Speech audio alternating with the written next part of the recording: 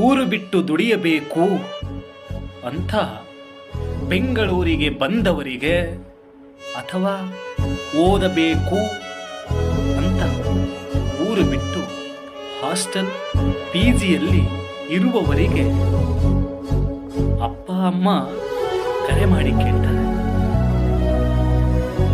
ಮಗ ಆರಾಮಿದೆಯಾ, ಊಟ ಮಾಡ್ದ, ಹ್ಯಾಂಗಿದೆಯಾ